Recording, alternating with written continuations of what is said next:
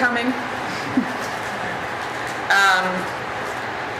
And then our next item on the agenda is finance. It says Chinese classroom grant.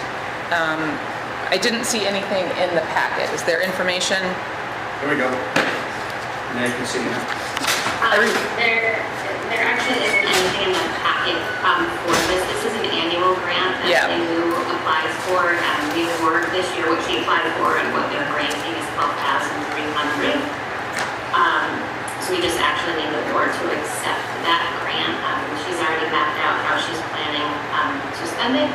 And once we have your approval, they can wire the funds in as Christian has set up for them to do. Okay. Yeah, she's done some great programming. So I would look for a motion to accept the Chinese classroom grant in the amount of $12,300. Second. Motion and a second. Is there any discussion? Any questions?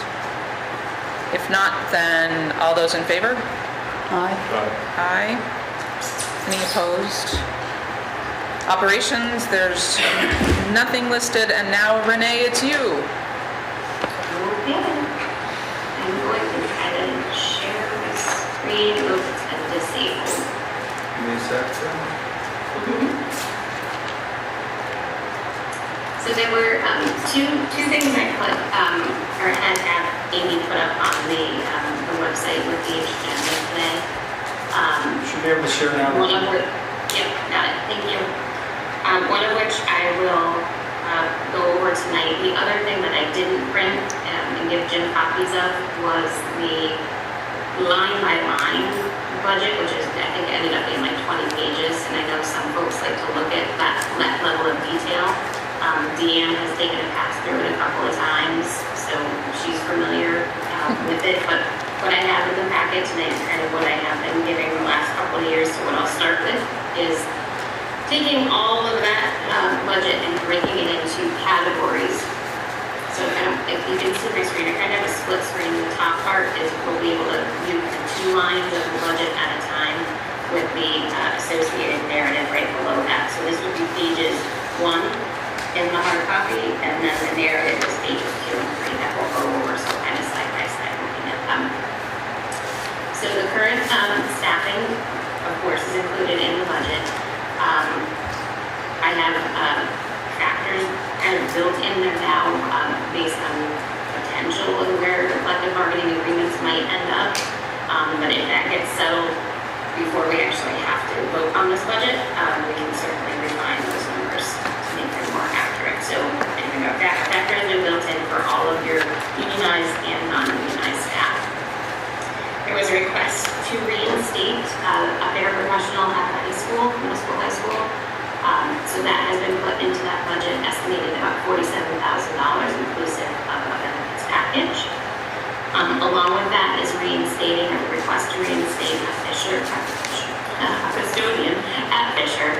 I know some staff have kind of bounced around, so the budget didn't necessarily follow where the staff are now, but the person would be coming in, so and fulfilling the need down at Fisher. So that is where the budget has been built in. So about $88,800 with benefits. And we can certainly look to scale that back. That's assuming, full-time. I think middle of the road, probably lower end actually of the pay scale, but with a full boat of benefits. Another thing to point out, kind of in that same vein, we did put a small amount of money in for summer custodial help at the middle and high school. Got $3,500 there, so that is in this budget. And then we do have the requirements of the 21st Century grant that the SBSU was awarded. We are in year 1. And this past summer, the ARP ESSER grant supported the summer programming. And all of the other money that we had basically is supporting after-school programming. So that grant period ends June 30th. And all of that money will basically be supporting after-school programming again next year. So we have a void for summer. So we have built in, based on what the summer programming looked like this past year, we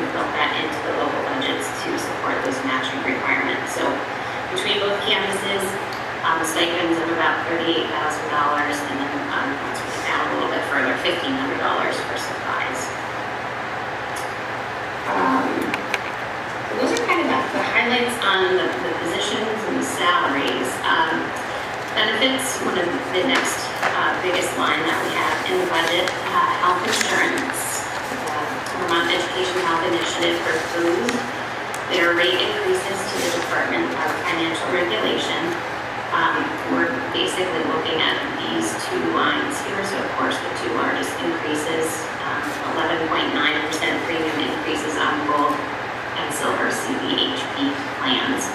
So based on the current benefit elections that people have right now, we have that in this budget along with those corresponding increases. At the same time, we've pulled back 0.5% on the premium for support staff because they will be ticking up to their 20% match as of January 1st of this year. So that's just a slight savings on the employer side, but more coming out of the pocket of staff, the support staff. As I mentioned previously, the benefits for the reinstated positions, requests for reinstated positions have been factored in. We also know that the Vermont Municipal Employees Retirement System has another increase coming for next year of 0.25% to those employees that are participating in that retirement plan.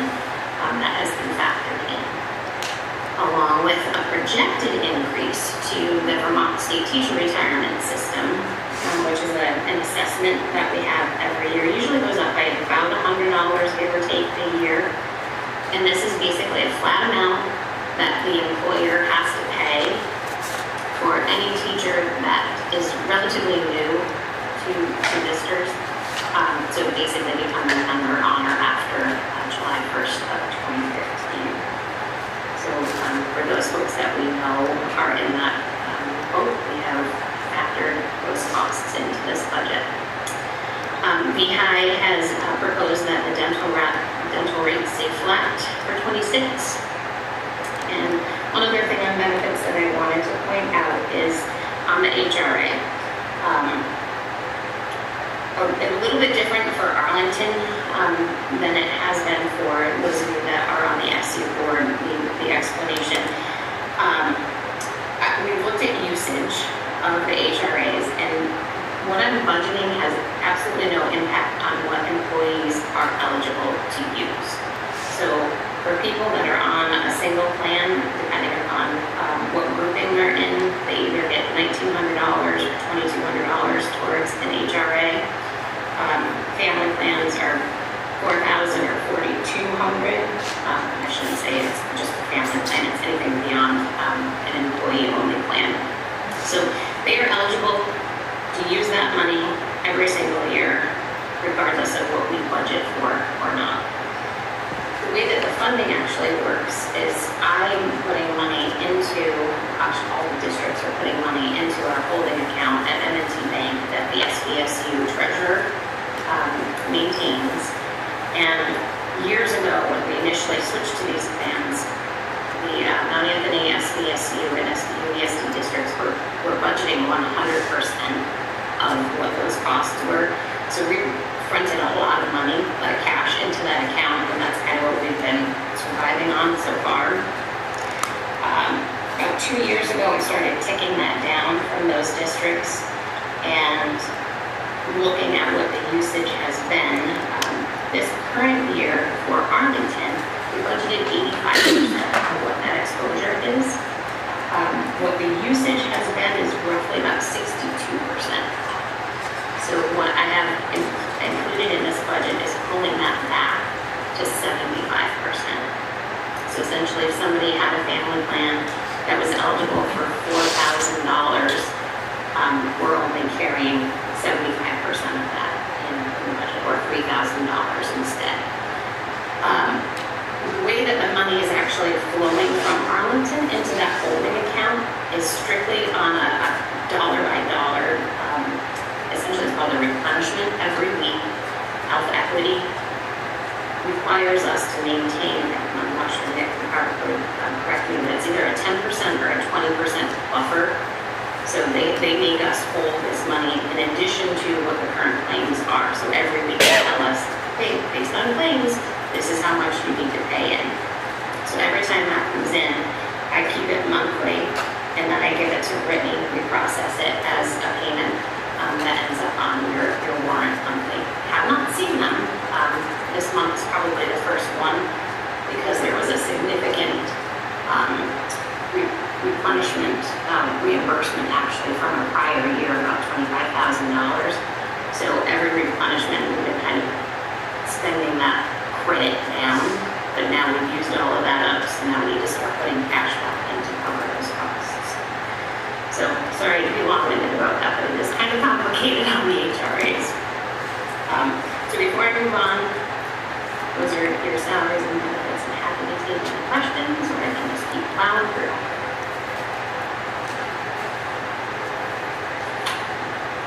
Okay. Next two lines I will pop up here on the screen will be contracted services and operations.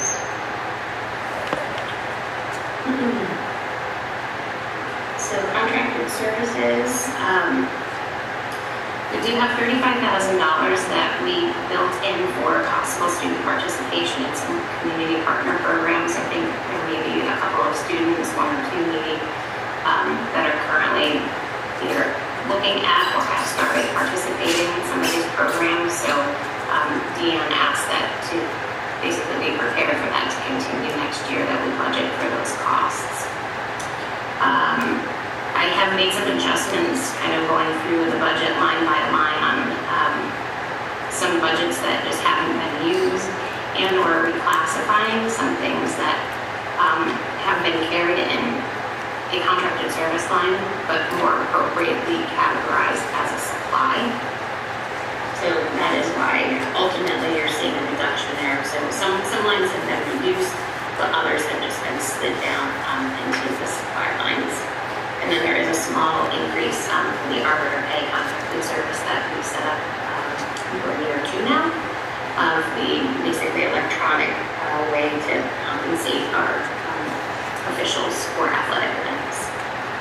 So that has been factored in. And then on the operations line, another decrease here, but we have increases for utilities and rubbish removal costs.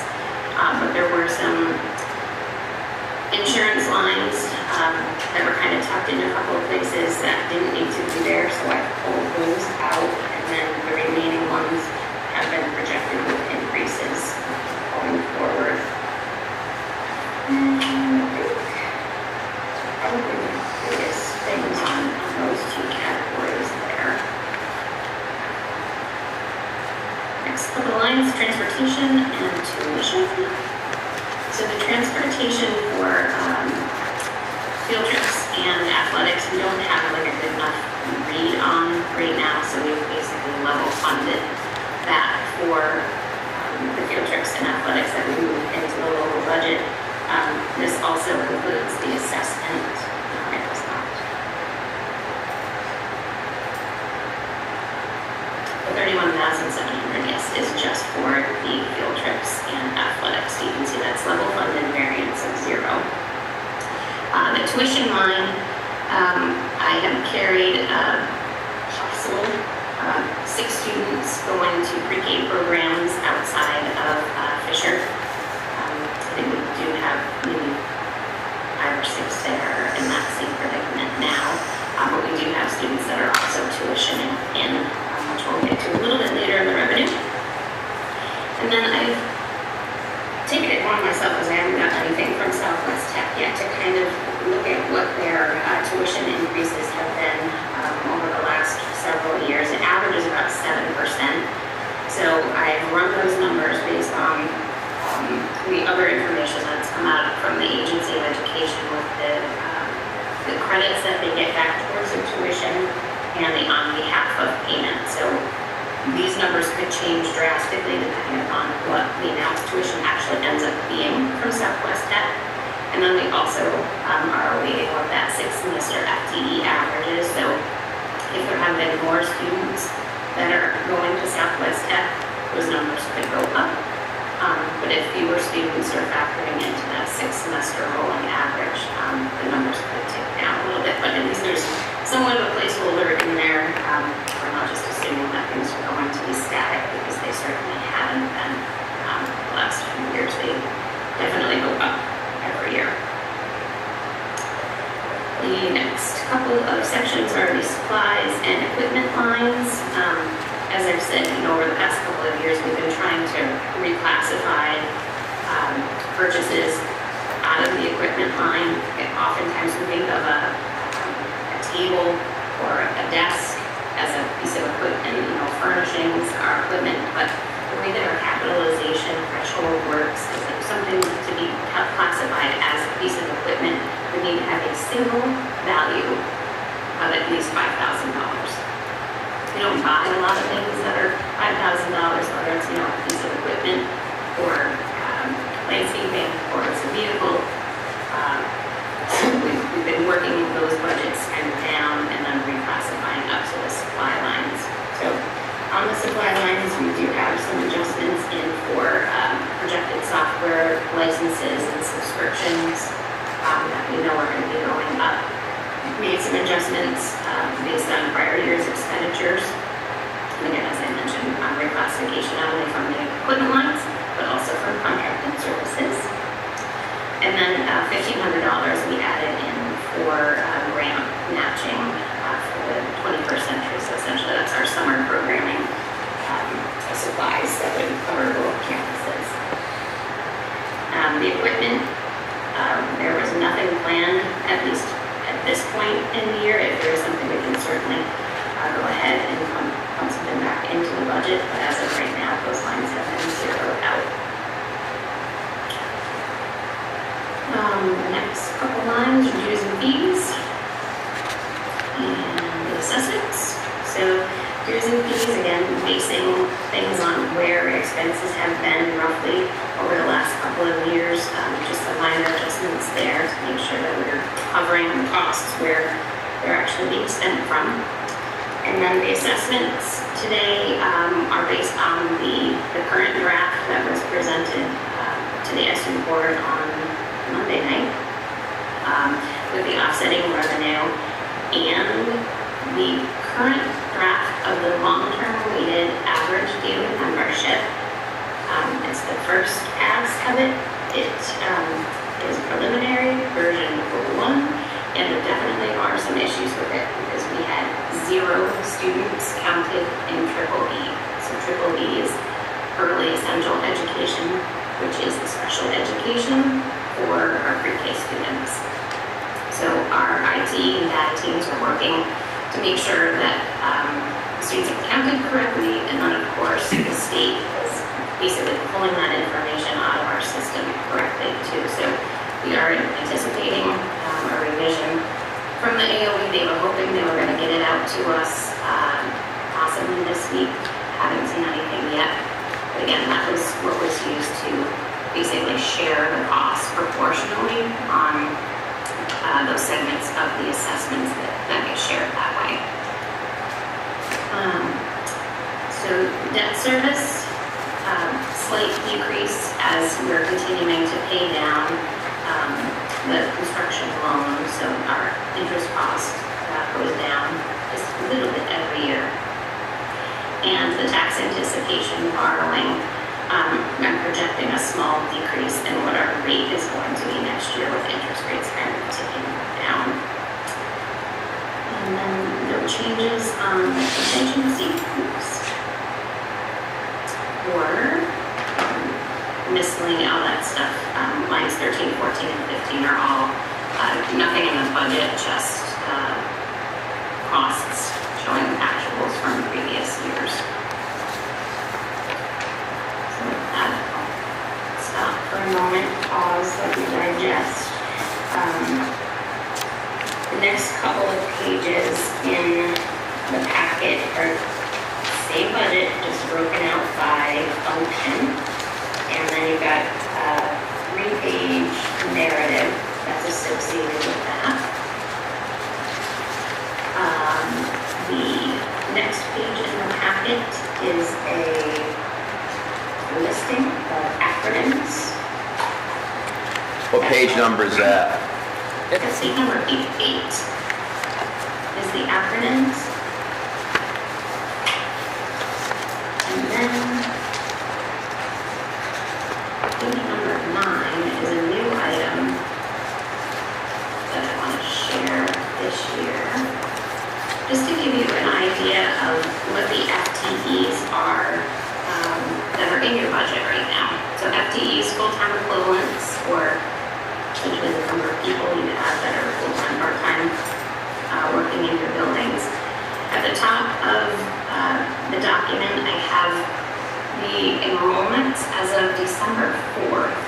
So we have 49 students in pre-K triple E at Fisher, 156 students at Fisher, and then 200 at the middle and high school.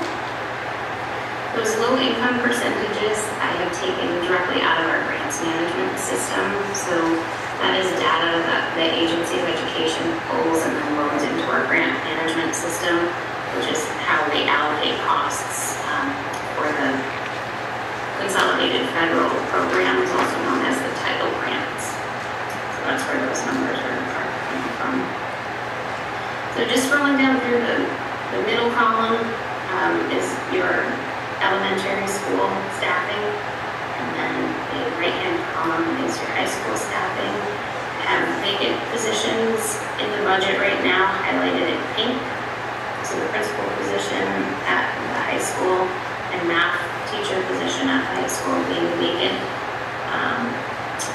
The FTEs in the FTE column are inclusive of those vacancies.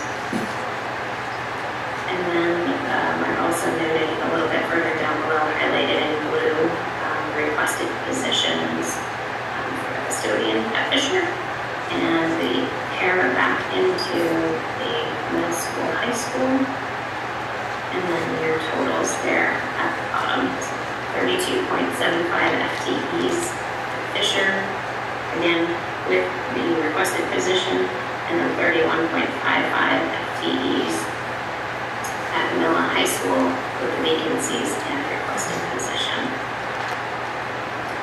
So just to give you a sense of, the numbers, the bodies, the head count behind the budget that you have before you tonight. And then I'll jump right over to the first pass at 11. Renee, can I ask a question before you move on? Sure. I thought the reading teacher was 0.2 at the high school and 80% at Fisher. And I thought the art position was not a full-time position at Fisher.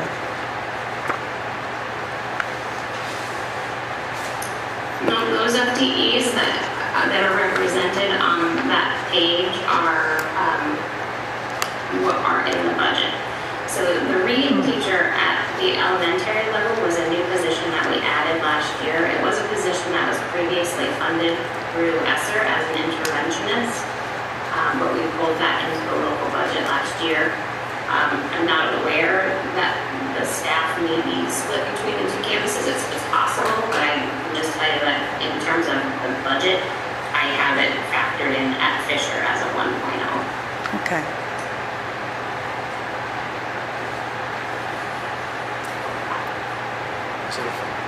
Is it a full-time art teacher? Does she? Has it been full-time or did it get increased? Because I thought she was part-time in pre-K or something and part-time. 3.5 years now. Okay. Okay. And there's not a reading person up at the high school? There is a reading person, except she is grant funded, so you won't see it in the... Okay, so it's not in this budget? Correct. Okay. I was going to ask about that because in the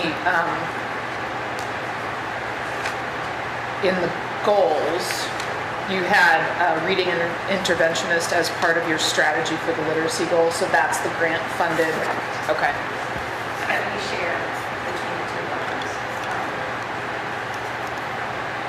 Yeah, I can actually thank you for pointing that out, because that it is important to note that what I've provided is just what is in this local budget.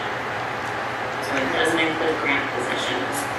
nor does it include any of the special education staff, but that's coming through into your local budget through the assessments. But this is just straight up the Arlington employee staff. Okay. So to jump over to the revenue, then very preliminary numbers here, but based on the counts I think that we have right now, and I haven't done any projections on what announced tuition is going to look like yet. We will be working on that in the coming weeks.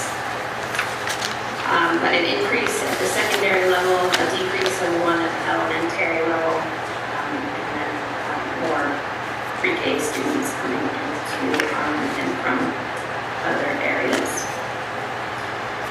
Interest income fund balance upticks slightly, so Todd, I know you don't like that in there. You can certainly look at pulling some of that out, but I just throw it in there now at this point, as we're required to by statute, unless we're going to go ahead and put it on the ballot for folks to vote on to bring that into reserve funds.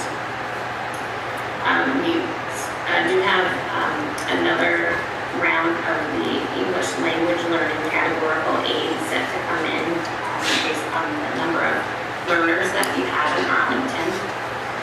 So we did get the $25,000 for this current year, and it is still part of the legislation, at least at this point. It's still part of the legislation, so that money should be coming in at $25,000. And then just some small items as you go down through the rest of those. And yes, they did kind of just skip right over the highlighted section right there in the middle, the education funding, also sometimes referred to as the general state support grant. And this is the demand that we're going to be placing on the ed fund.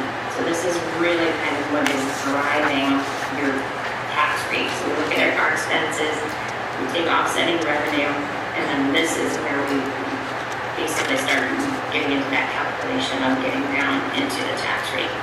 And surprisingly, I do have actually enough information to kind of share that with you. So on the final page of your packet, page 15, is the very preliminary estimated tax rate calculation for homestead tax. So as we just went through, line number one is expenditures of $9.8 million, offsetting revenue, so everything other than that general state support grant, $1.2 million. So that leaves our education spending of about 8.5. So that number you can see corresponds to the number right here. The long-term weighted average daily membership for Arlington has gone up from last year. So in that first version, so 650.49. So we divide our education spending by that long-term weighted average daily membership to come to a cost of $13,133.64. I think the average was also included in the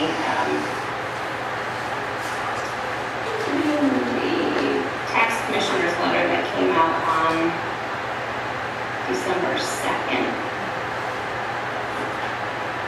Yeah, so the range for FY25 of per pupil spending, so as you're seeing right here, 13,000 for Arlington, the range was 10,135 all the way up to 18,270 for the current year. So kind of right in the middle, they are reinstituting the excess spending threshold, which we are not anywhere near at this point, so I don't even have that factored in here. So on line number 6, that is the recommended property yield from the tax commissioner letter on December 2nd. It is lower than last year. However, there is a new factor that is coming into the equation this year. As if it wasn't complicated enough, the property yield is now going to be have a statewide adjustment applied to it. So if that statewide adjustment was not in play, that yield number would be $11,879. They estimate the statewide yield to be 72%. What does that mean? the way that it's been explained to us is that it's the legislature's attempt to smooth the impact of CLA on tax rates. So, that being said, it's been factored in, but then it gets factored back out, so essentially it has no impact, it negates itself in mathematical equations. Anyway, so property yield, we divide that by our ed spending, comes out to the estimated equalized homestead tax rate of 1.5356. The estimated CLA, which they've never done before, but it's lovely. They estimate Arlington CLA to be 71%, but then you divide by the statewide adjustment. So that is actually going to pull that number closer to 98%. So just a small adjustment there because we're closer to 100%, which brings that estimated rate to 1.5669, or a quarter of a penny increase over where it was presently.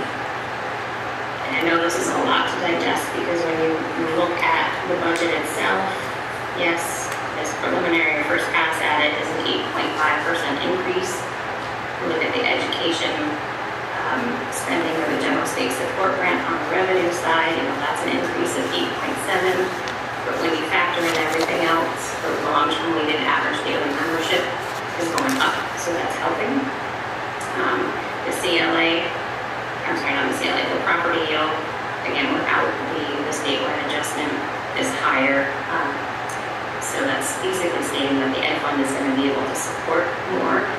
And that, I believe, was based on an increase kind of statewide of about 7%. So we're above that in this draft of the budget. So essentially, if all districts across the state come in more than 7, then we'll see that property will start to tick down because they won't have the necessary funding to support all of the demand from all the school districts. So with that, I covered just about everything for that first pass I wanted to share. I'm happy to take questions, or if there's anything you'd like to see. Renee, are there conversations at the state level about because of the ed funding formula priority that the governor has placed and the legislature is targeting to talk about, how big of a change might we see in this whole way in which we build our budgets and fund our budgets for this upcoming year? I don't think we're going to see a big change this year. I think it's the change that they're talking about trying to implement, I think is going to take years to phase in. But I think we should be prepared for some pretty significant changes to how education funding happens. The consultant that they've hired, they've released a lot of reports. The interim secretary of education is providing a lot of data points and a lot of reports coming out of the agency. So she's definitely a data-driven type person. And with that, in comparing to other states, I think, I haven't checked, but that one of those reports I actually asked Katie to put up on our website, which explains the current funding system and how we compare to other states, which it's somewhat of a lengthy report, but it's really good information, and I think it's written in a way that's understandable to the general public. So if it's not there, we certainly will put that up just so it's an easy link. The report is called Vermont's Education Funding System Explained and Compared to Other States. And it's a 37-page report that just came out in the middle of last month. Okay. So we definitely, in Vermont, are in the minority across the country of how we fund education. I thought that statutorily, once a town was required to do a townwide reappraisal based on CLA's, 85%, that their CLAs were frozen to the prior year, which would make us at 87.75. I'm not aware of that because in Bennington and North Bennington, they've been below 85% every year for the past several years, and they keep going down. So I don't know if there maybe was a statute change somewhere along the way. I'm sorry, I don't know. I know last year it was brought up that we really need to repave our driveways and our parking lots. And I think Todd brought it up. Is there any funding that we can get or put in a sinking fund or whatever you do so we can start saving to be able to do that without doing it all in one year? You can certainly look at taking some of that fund balance that we have on the revenue page and allocate some of that. It would have to go to the voters in order to set that money aside. And then, of course, anything that you're reducing in your revenue, or on the flip side, if you wanted to put money into the budget, so you'd be increasing your expenditures, is then going to start upticking your corresponding tax rate.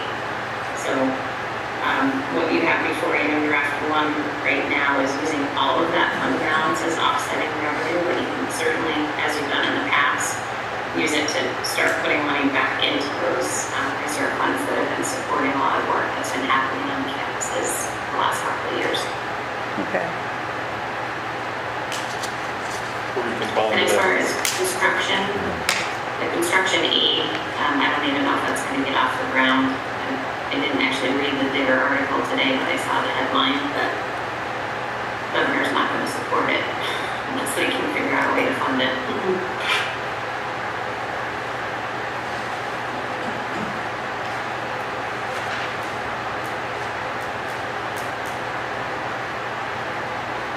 So that's all I have. I guess it does say action requested, and the only thing that we really need is just when we're going to meet again. And then if there were any other directives that you'd like to see in the second draft. Well, I think some of those topics that you bring up, like what happens with the fund balance, and if we do start allocating, I mean, it would be good to know what our sinking fund balances are, to look at that, and then to look at what the list of projects are potentially, so that we can start to plan what monies need to be in those funds to support it. But as soon as we start taking anything out of that fund balance and putting it into sinking funds, we're going to have to figure out where that changes then on the expense line.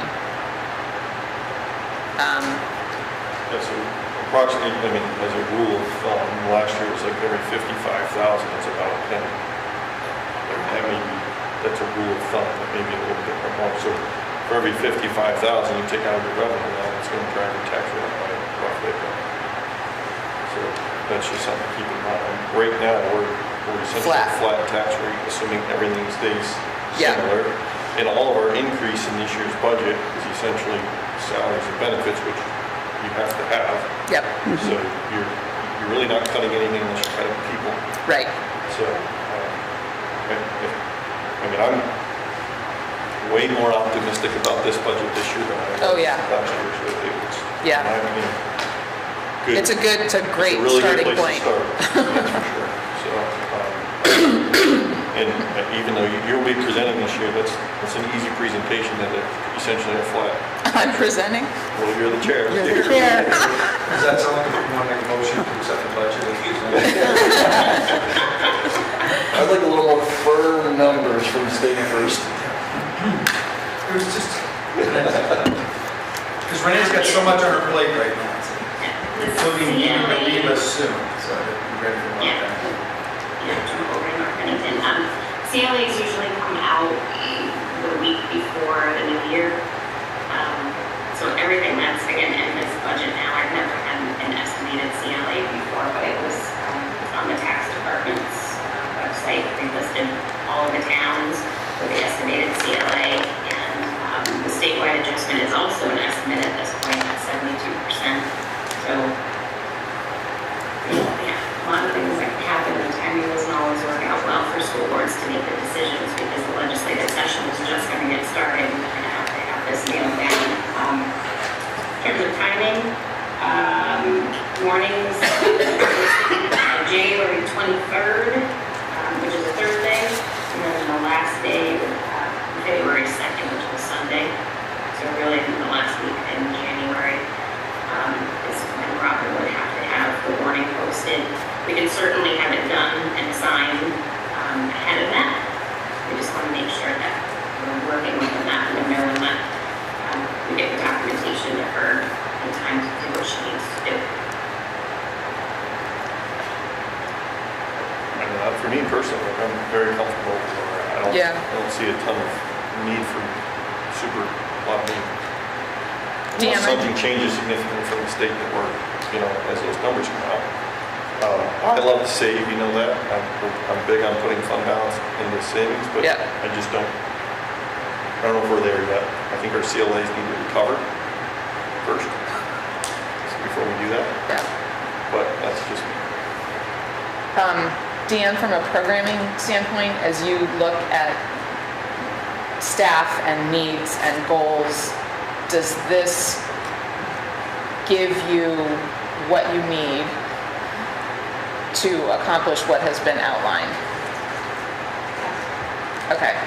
And when you look at anticipated enrollment, do you see any big changes from a programming or class structure? No, I mean, we still have the opening for the Math teacher. which will look into fall. But for programming, no, I think we are good.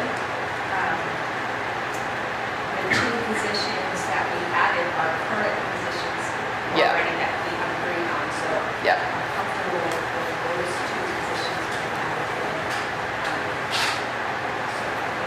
we'll be good.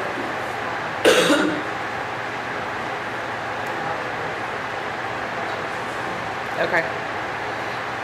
And I guess this goes outside of sort of budget implications, but as you start to look at the school and the staff as a unit, I would be curious to hear the board, to hear how you see opportunities to increase programming, change programming, enhance what we offer by looking at staff across the whole campus. Because I know that was one of the things that you had mentioned, and kind of seeing how that might work.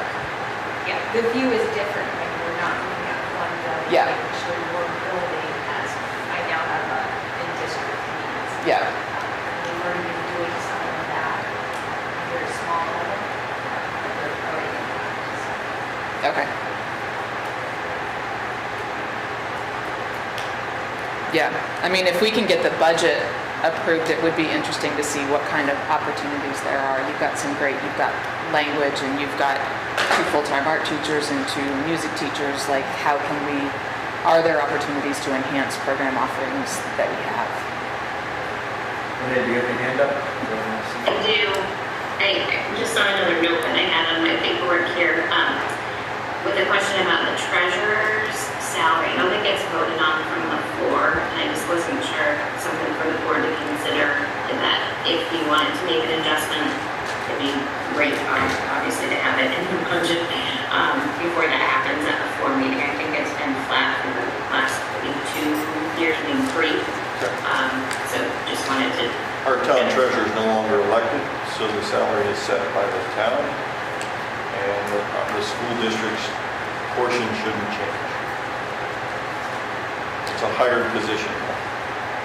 Yeah, so we're paying her directly. I know that they were hoping that we would cut a check to the town, and I just wasn't comfortable necessarily that we could talk to the auditors too, so she isn't ultimately gonna end up with 2 W-2s, but she knows all encompassing what her, okay. So it won't be a floor vote? So it should not be a floor vote. Either we give her a raise and the town gives her a raise. No, it should not be a floor vote. It's no longer an elected position. Okay. So we should make note of that for the warning, that the treasurer's salary won't be a vote from the floor at the meeting. hopefully we remember to, Well, the town should do that.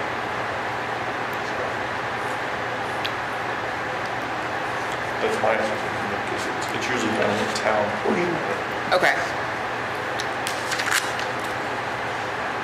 And then the other, is there anything that we need to be considering, or Renee, as we go forward, I know the electric bus program grant funding had not been completely secured. There was the potential for, if some of those funds didn't come through, that there was about $120,000 gap. I suspect that the consultant that Hall is working with is going to do everything they possibly can to make sure that they uphold, making sure that this doesn't cost any money to you. However, Okay. we do have the sinking fund, this portion of that money we could, use, and then we might have to be scrounging to do something together.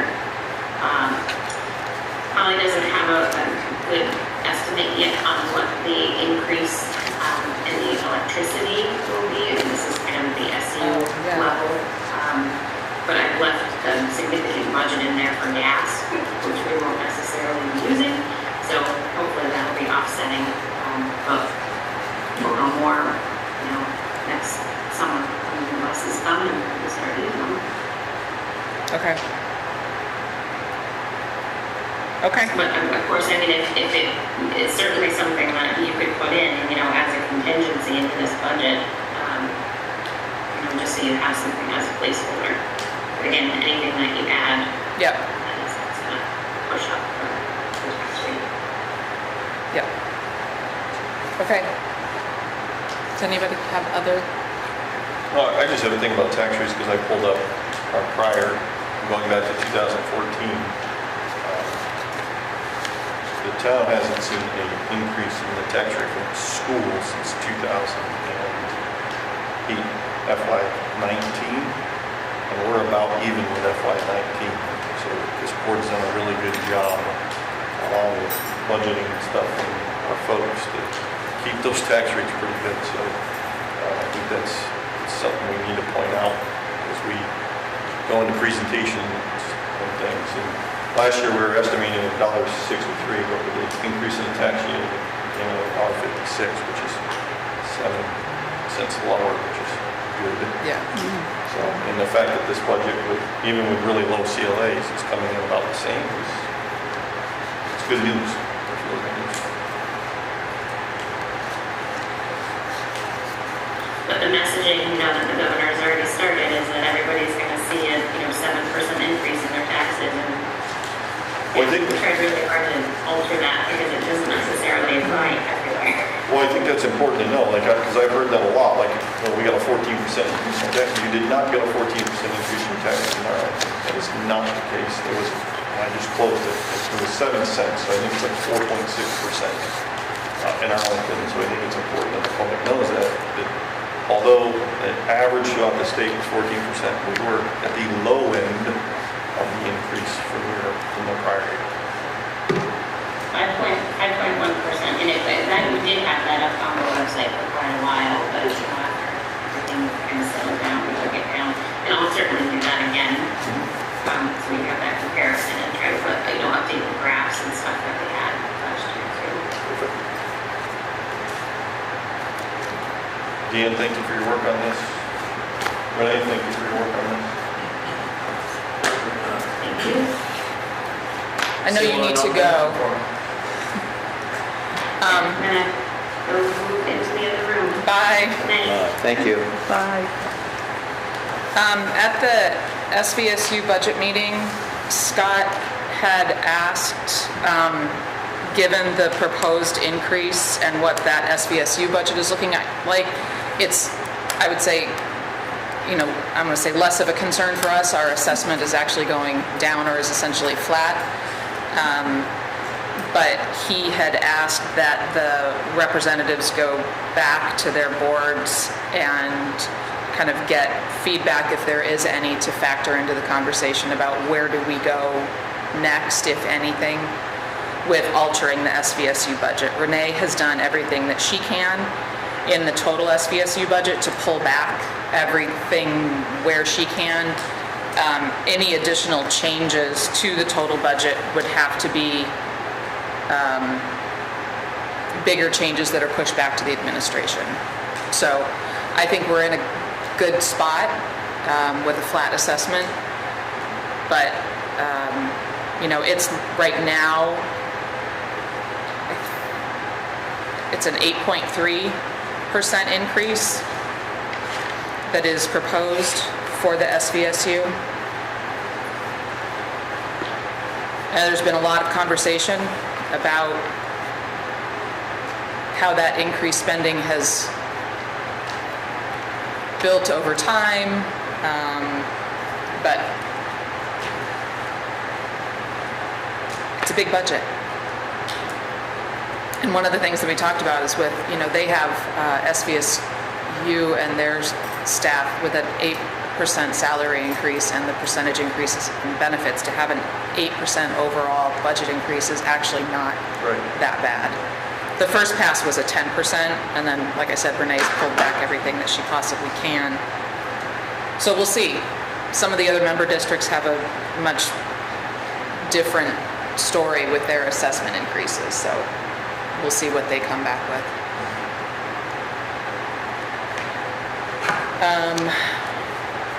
Any other budget related? The only thing I mentioned is, she says she got mentioned in the next meeting. She feels her meeting on the 8th still gives her significant enough time, so not to pull an extra special budget in. Okay. Okay. All right. Then the next item is principal report. Thanks. I'll start with Fisher. The trimester 1 has ended. Report cards were sent home to students on 12/6. PTG continues to host events. We hosted a movie night for all students, and we are hosting this Saturday a craft fair and North Pole workshop, which will be at Fisher throughout the building because we have lots of vendors from 9 a.m. to 2 p.m. The winter concert had to be rescheduled and was held Monday night with 600 of my closest friends. The kids did great though. They wanted to do it again the next day. They had so much fun. They were like, can we do it again? And I was like, no, we only do it once, especially the littles. So we really did have a good time, and thanks to Daryl for, again, putting on a great show. The kids have gone on a few field trips. We've done the Medieval Times, we've done Bennington Museum, and my 5th grade has gone to my side. And staff has been working, the leadership team has been working with Andrea and the Hill Literacy cohort. We've had title grant meetings, we've worked and shared our literacy plan with the staff, and we've done our progress monitoring meetings with Andrea from the SU this week for grades K to 5. And at the high school, tonight is the chorus concert. And congratulations to Tom Neeson and his music department. He has had 10 students make the Green Mountain District Festival this year in chorus, jazz band, high school band, and middle school band. Our SBL has been announced, and we had 11 athletes recognized for Arlington Memorial. We held a blood drive on November 18th, and thank you to Dana for setting this up and her Honor Society students for helping out. We also had the varsity play called the Gazebo, which was held last Saturday and Sunday. And thank you to Dana and Kendall for directing that program. The Wintle Chorus, as I said, is this evening, and the instrumental concert will be held next Thursday on the 19th at 6 o'clock in the Performing Arts Center. Our winter season is underway. We have scrimmages all this week, and you'll see posted all of the schedules for games and practices. Students here at the high school, we will be participating in door decorating contests next week They will be doing that through an advisory, and we are really excited to see all of the decorating that will happen in the hallways throughout the middle school and high school wings. We will also be participating in Olympics next Friday. And Olympics will be for all students in grades 6 through 12. We will be competing in competitive games, gingerbread houses, and many other activities organized by our student council. And the high school's also been doing some PD work. We're focusing on some committee work for our GIST time, which will include scheduling, PLPs, and some SEL work as we get those schedules out. And district-wide, the week of November 25th, we had all teachers went underground, and we all dressed in different themes on Monday, Tuesday, and Wednesday, and didn't tell the students, and made them figure out what was happening throughout the building. So that was quite a surprise. Wait, say that again, you did what? An underground. So we did an underground spirit. So there was, each day we had a theme, and the kids had to figure out what the theme was. And we're planning some stuff for next week too, but I'll wait till you can see it. And we also, National Sock Day, December 4th, I want to publicly thank Darn Tough. They donated socks to all students K-5 in our district, but they came from the SU, so I think that every student in the SU got a pair of Darn Tough socks. Kids were loving it. We took pics, had a great National Sock Day. And just district-wide, I wanted to let you know that I've met with each teacher for about 10 minutes, just checking in on how the year's going, challenges, weaknesses, thoughts for the rest of the year, how things are, needs. And so it was nice to just be able to touch base with everyone and check in as we kind of end this year and get ready for 2025. That's all I have. Busy. Dan, I talked to our reporter from the Banner about the sports, so we don't see the athletic director, and maybe we could do more of that, because if we do that, we might get more of them coming to watch. I mean, they come to like the John Warren and stuff like that, but I think we'd get a little more exposure if we, and a lot of people still do read the Banner, the older people in town. We can try. The last we tried, they are, they're short-staffed, and so when our events happen on the same days. Yeah, I get that. Bennington events as opposed to Arlington events. Yeah. We have had a lot of press in the Journal, because Manchester will come here as opposed to Bennington. Yep. So, but I'll mention it. Until we- Thanks.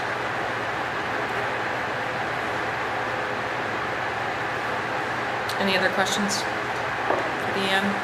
Thank you.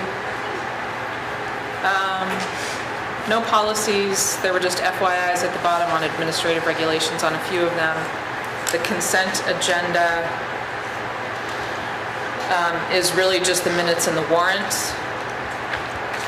So if we could have a motion to approve the consent agenda as it was presented.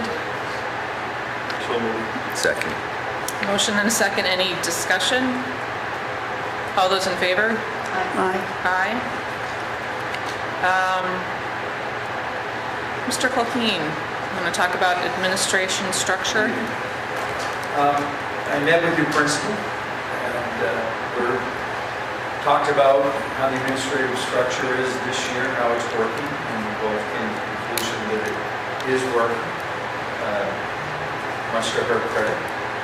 And the board, we're at the time where hiring season for next year is going to be rapidly here, if not already here. So what we'd ask the board is, if you still want to go with a 3 administrative structure, that you take the interim tag off of your current principal's title and appoint her permanently as the principal of both schools, and advertise for a second vice principal, or one vice principal at the high school, but for a vice principal at Fisher Elementary. So it doesn't have to happen at tonight's meeting. If the board wants further discussion or wants to actually list it on the agenda that you're appointing the principal, but that is my recommendation,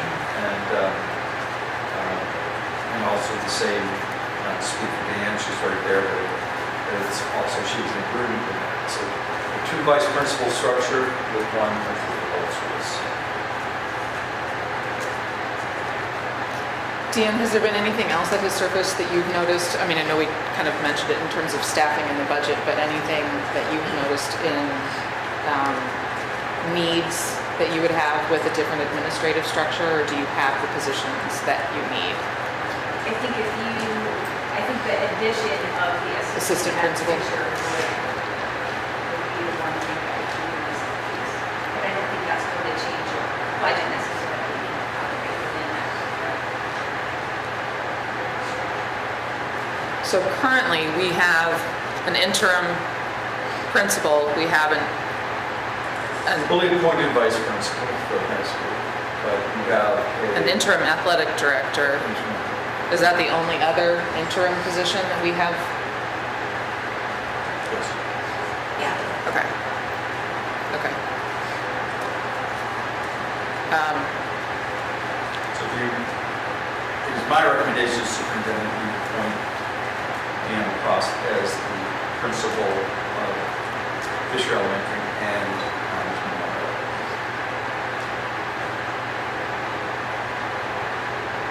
What is the pleasure of the board? I'll make a motion to appoint Dan Lacoste as the Arlington School District to the Fisher Elementary School AMHS as the principal. I'll second. Should add subject to negotiation, as I'm not shocking her that but the final salary. Subject to negotiations. Subject to negotiations. We have a motion and a second. Second. Any discussion? I think we should think about a title that's not so cumbersome. It is, could be a lengthy title. Subject to discussions, I guess. Principal of Arlington Schools. She covers the entire Arlington School District. She's the principal Yeah. of the Arlington School District. So it would, I think principal of Arlington School District. And then, is the board in agreement that we're going to have HR post for a period posting and post for vice principal for Fisher Elementary? Do you need a motion on that? I don't know if we need a motion, it's a position. Yeah, you'll make a motion when you hire that, when we bring your recommendation to you. Yeah. All right, so we have a motion and a second. All those in favor? Aye. Aye. Well, Deanne, Congratulations. The only thing in my report that I want the board to be aware of is, I've had an additional meeting with the area superintendents, with the Secretary of Education, and saving money and consolidation and ideas for consolidation was the topic of the meeting. I've become aware of a lot of rumors out there from email traffic that the AOE has made suggestions of what that would look like. No, they haven't. It's a listening tour where there are suggestions made, everything from looking at county-based school districts, what that would look like, but nothing definitive. There is no plan from the Agency of Education, but that is one of the rumors that I think maybe came out of the meeting. But what they did share with us was a map of all the schools in Vermont, and they're identified on a map, their age, condition of the school, things like that. That all came from the information they've been gathering for a couple of years now of the schools. What the ultimate goal motive is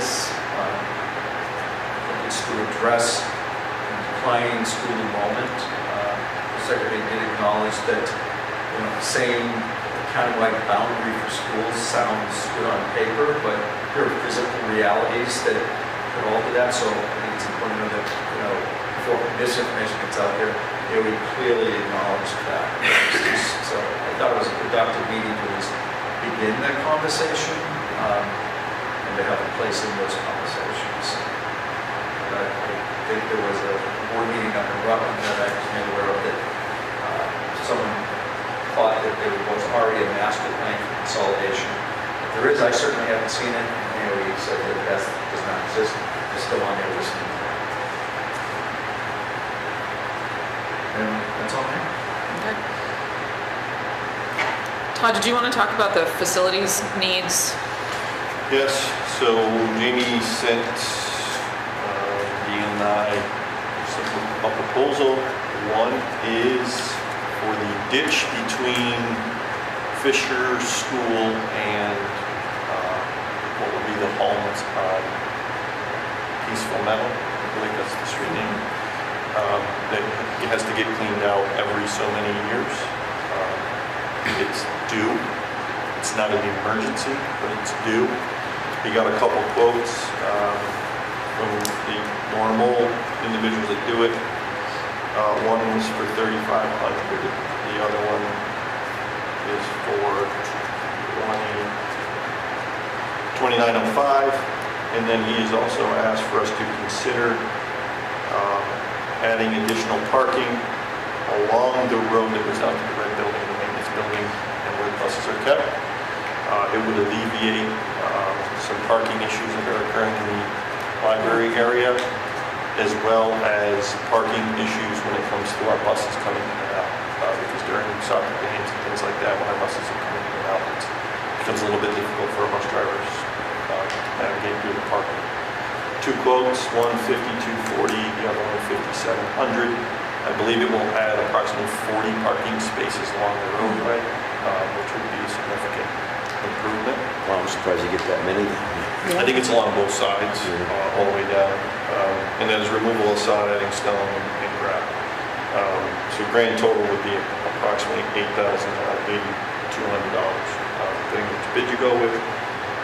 Not an emergency, nothing Yeah, we we need need to to- vote on tonight. Yeah. But be aware of, and I guess there's some conversations if it can be fit within the current budget. If Yeah. we're coming to a budget year, then it really doesn't need our approval. Right. However, if it can't be, then we would have to allocate some either capital improvement funds or plant maintenance funds to it. Okay. I spoke with Holly the other night, and she was not aware of it. She did ask if these projects were things that could be factored into the budget, so, I was going to mention that Paula did mention to me that she was not aware of these projects, so she has not reviewed them. okay. So how do we make sure that those projects get presented to the, Well, now that she knows about it, I've Okay. asked her to reach out to Jamie to review it, because you've asked before if she's been involved in these, so I figured that would be a question, so. yeah, okay, And I would ask that Holly chat with Deanne and Renee if it can fit within the current budget. Yeah. If it cannot, then it has to come back to us.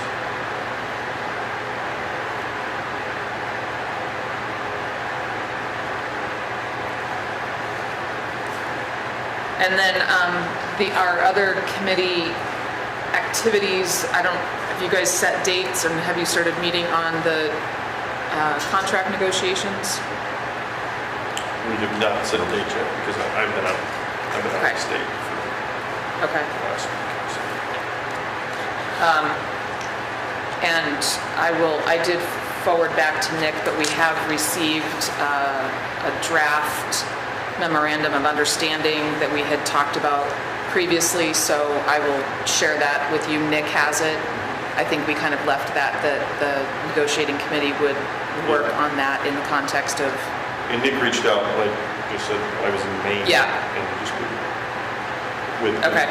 I just If you ever want- been in rural Maine, there's not a lot of Wi-Fi or cell phone service there. So I said when I got back, we would have a quick meeting, let us over everything. okay. And I just wanted to acknowledge to the associates we did receive, so thank you for taking that first step. And then the other thing I just wanted to update on is the superintendent search, the SVSU. We did meet, consultant has been hired to lead that process. There has been a first meeting with a consultant. As of today, I believe the job has been posted. There will be an opportunity for community members, staff and community members who want to participate in this, let's see, make sure I'm calling it the right, candidate screening committee. There is a page on the SVSU website dedicated to this process. So the posting will be there. There is an opportunity if anybody wants to participate in the screening committee. There will be a selection process there. There is also a survey asking for input from the community on priorities that should be considered when looking at candidates for the superintendent position. I will send out to you guys so that you have access to it, but it is all, they've created a separate landing page basically that summarizes everything related to the search. But I do think the posting went live today. Any questions on that process? Oh, the candidate screening committee structure will be the 4 board chairs or their designees, 1 building administrator, 1 teacher, 1 support staff member, 1 central office administrator, and then 2 parent/community members. So the opportunity for people within those categories to submit their interest if they want to participate in the screening committee.